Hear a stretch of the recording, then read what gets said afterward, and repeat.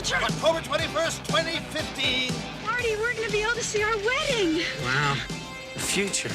I gotta check this out. Welcome to the channel. Today we are going to be discussing Back to the Future 2. And before I begin the review today, I just wanted to pull up my little DeLorean car here. I mean, I don't get often to show stuff like this on my channel, so I mean, it lights up, it's got the wheels, and I'm a real big Back to the Future nerd, so I'm really excited to be doing today's video. So today we're going to be discussing Back to the Future Part 2, and where we left off with the last film, Marty McFly was able to time travel back into the future, and which is his present, but Doc comes and picks him up and tells him that he's got to come with him to the future in 2015 to stop something that's going to happen that's terrible to his kids. Marty McFly and Jennifer both get into the DeLorean with Doc, and they fly off into the future where they travel to the year 2015.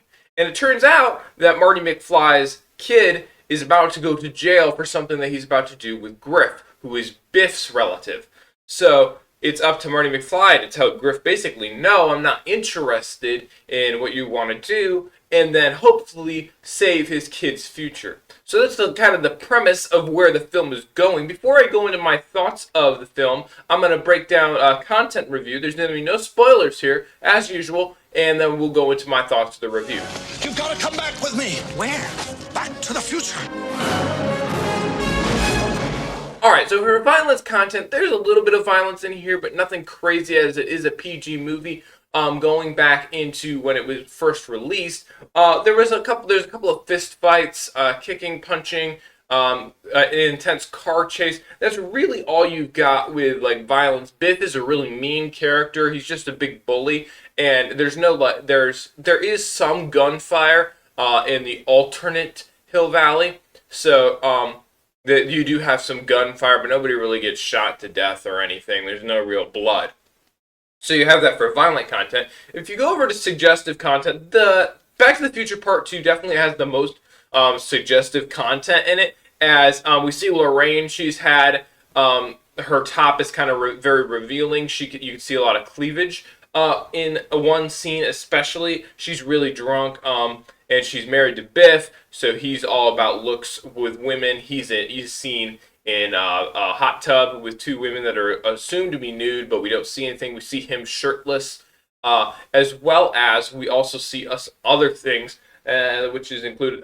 Biff always carries around a ladies' magazine with women in lingerie. You kind of get a glimpse of this at one point, but you really don't see it much after that, as well as you have Biff, young Biff is very sexually harassing. He really harasses Lorraine, and this can be disturbing for some viewers, as he's clearly the bad guy, but the stuff that he's getting away with is really rude and wrong, and it's important to understand that.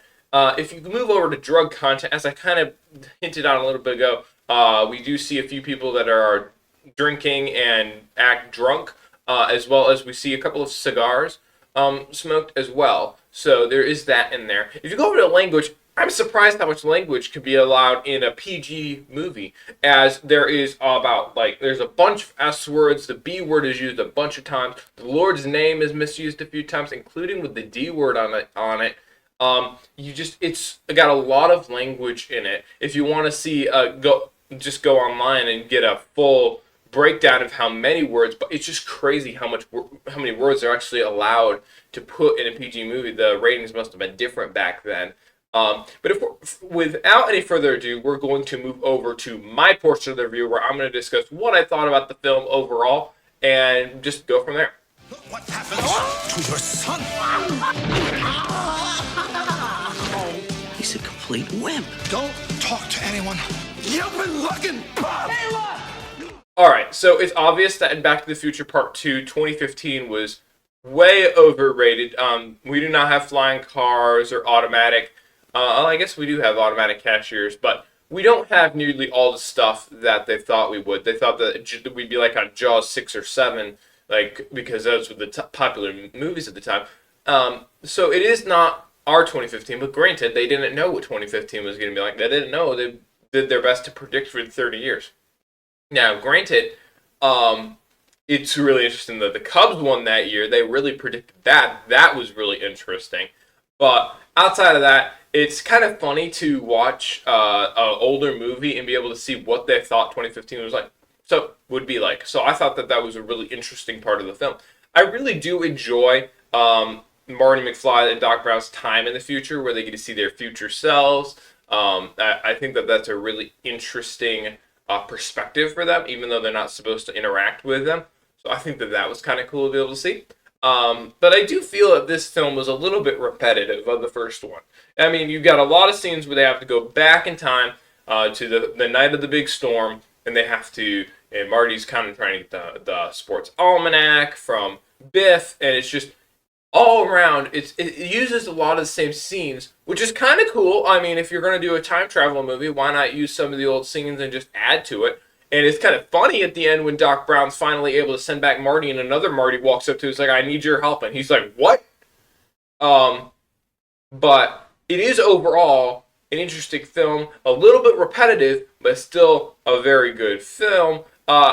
Personally, it's probably the lowest of the trilogy, though they all are great in their own ways. I like the first one the best, the third one's the second, and the second one is in third, unfortunately.